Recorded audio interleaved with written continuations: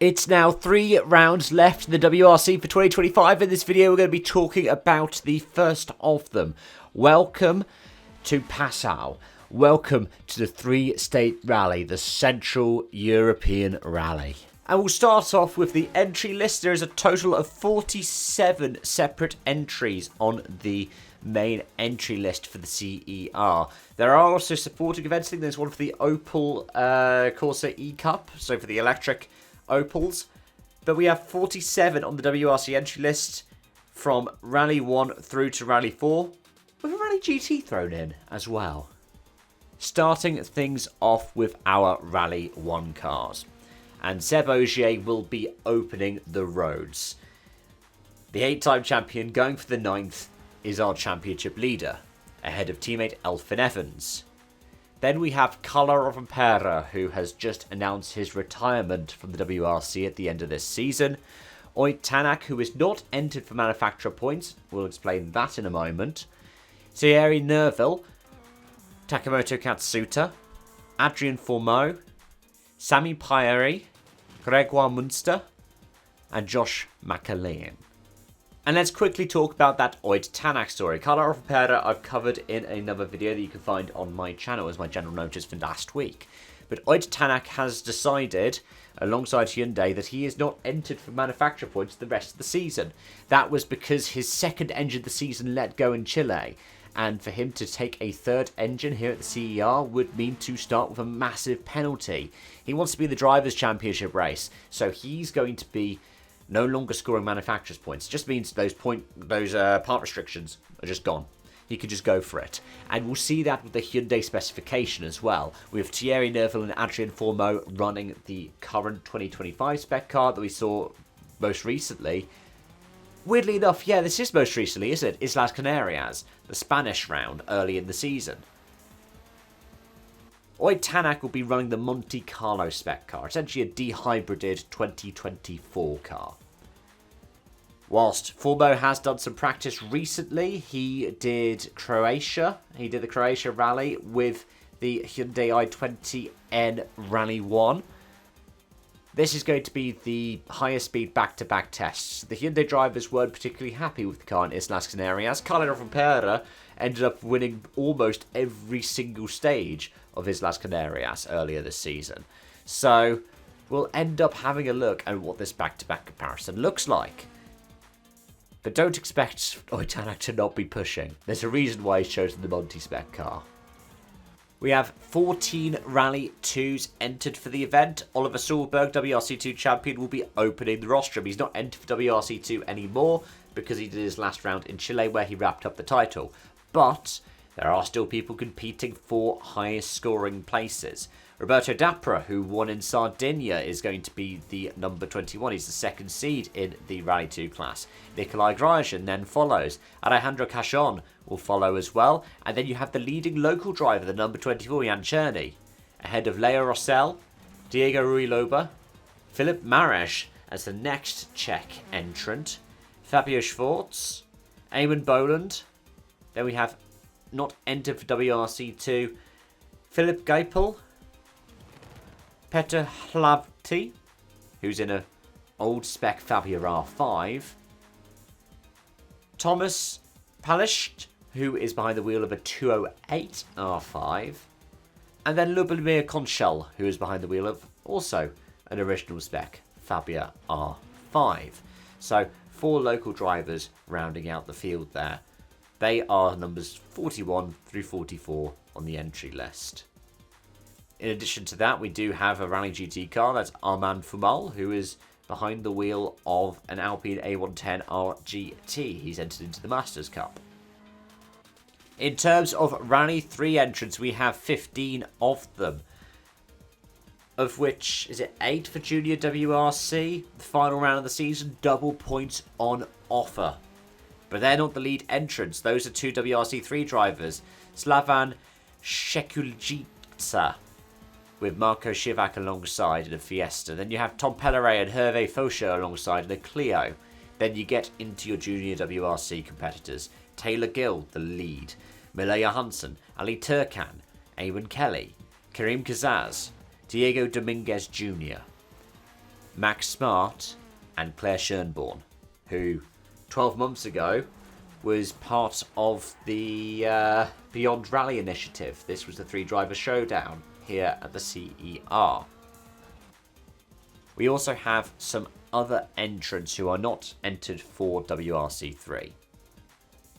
Herman Gassner's, the senior and junior, are both entered, with both in the Clio Rally 3s. Senior has been around the German rally scene for a long time, popped up in Rally Deutschland a few times, popped up in the ERC a couple of times back when you had the coefficient days of the ERC, which I might do a video on at some point.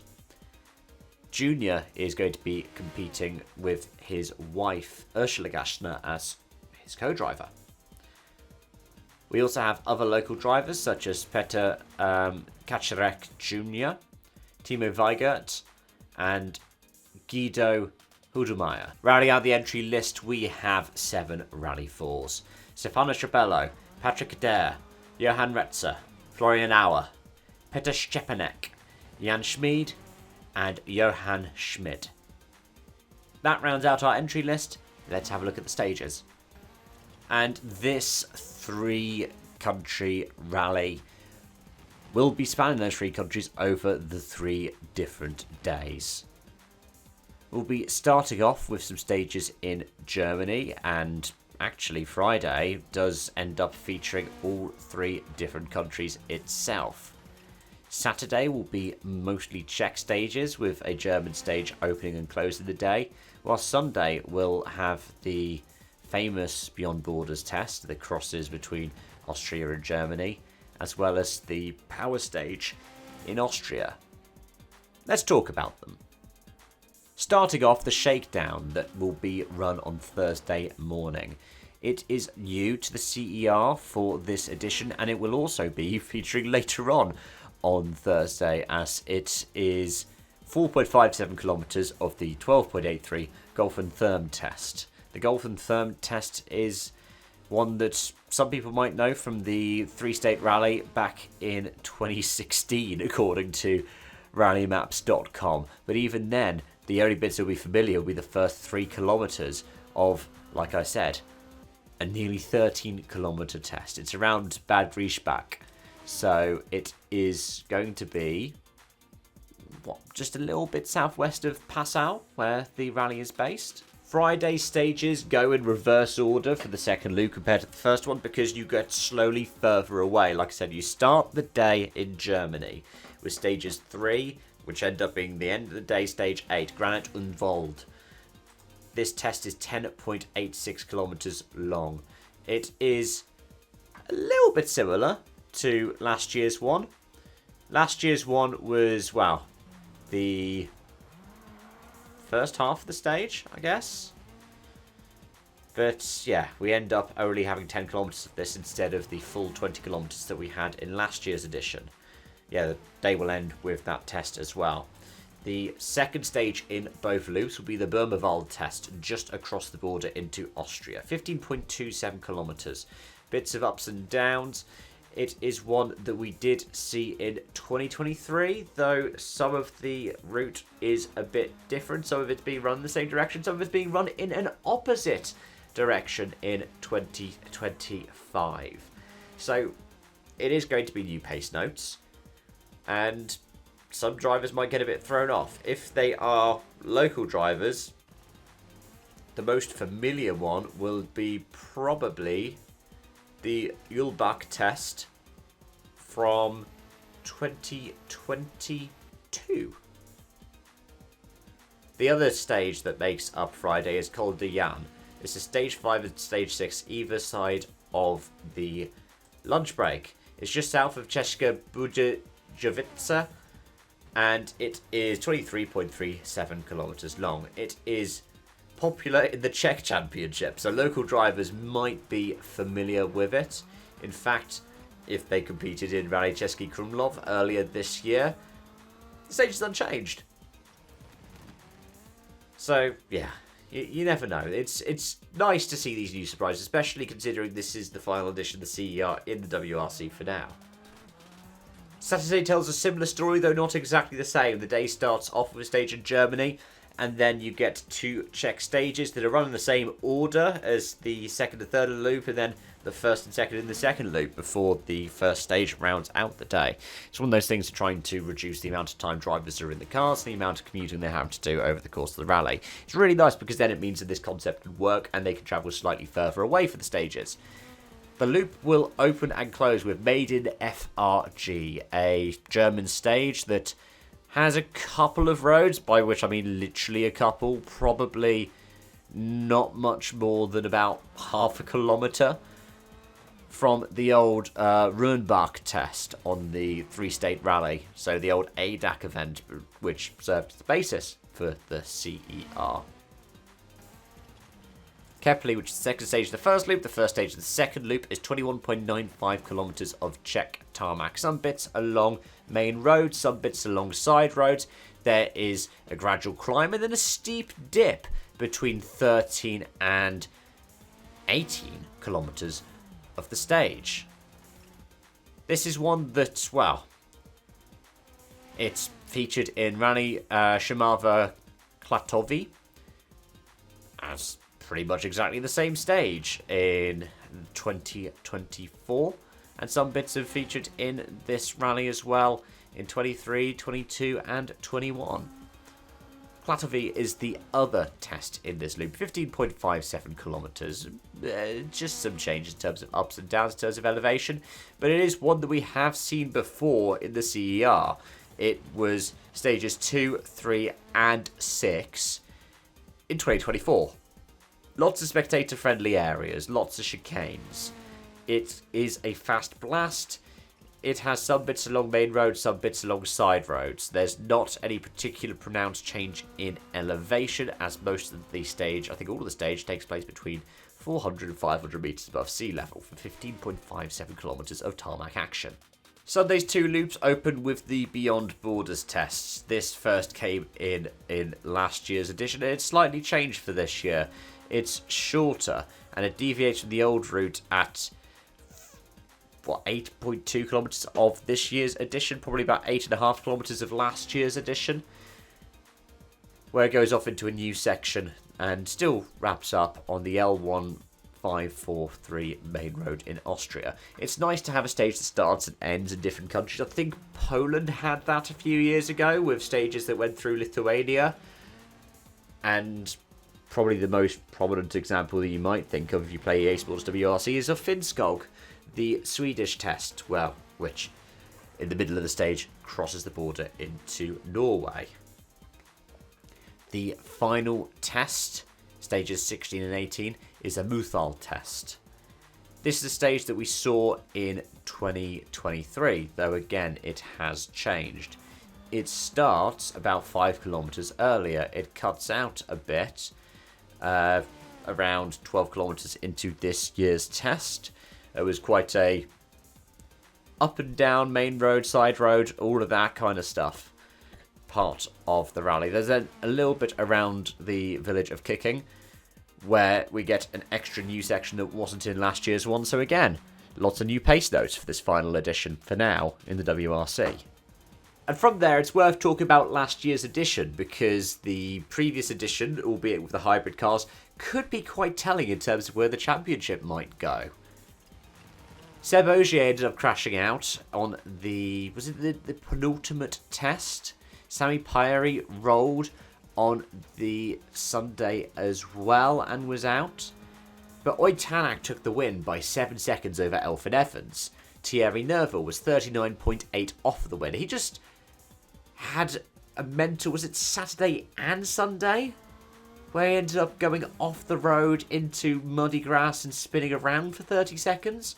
But yeah, it was still 40 seconds off of the win. The top 5 being rounded out by Taki Katsuta and Greg Munster, with the rest of the top 10 being Krajin, Sulberg, Marej, Marcik and Kajtanovic. That's right, half the top 10 were Rally 2 cars. In the Junior WRC, the juniors were here last year, weren't they?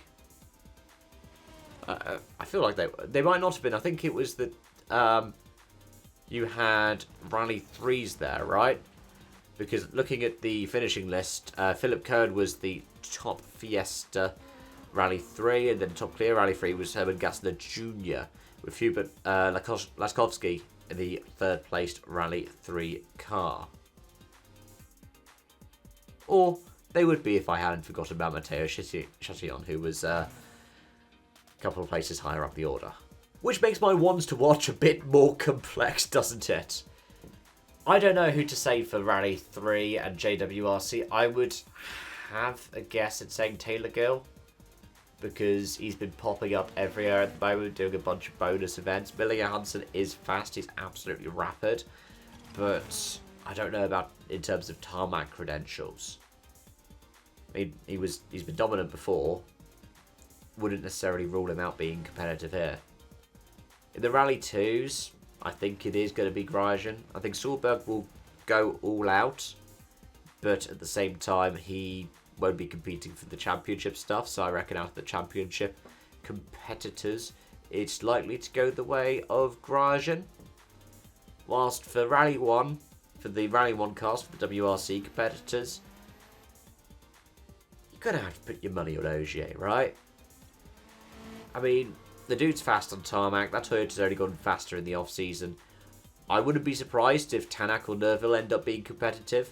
I do want my 6th different winner for the year so that I can get that bit ticked off of my predictions. I really do. So a Nerville win will be helpful for me getting that. But at the same time, it depends on what kind of car. Like, the Hyundai is essentially unchanged, barring the change from Pirelli to Hankook's, between the CER last year where it won and the CER this year in the case of Oyt Tanak's car. So the question then is, will they be able to do it? I wouldn't rule it out. But I also wouldn't rule out Seb Ogier, you never can, or the recently announced his retirement, Carlo Rovanperä, who has proved himself quite capable in circuit racing. So much so, he's wanted to go to Super Formula next. Either way though, folks, those are my thoughts, feelings and observations. As always, thanks so much for watching and joining, and till next time, it's bye-bye for now.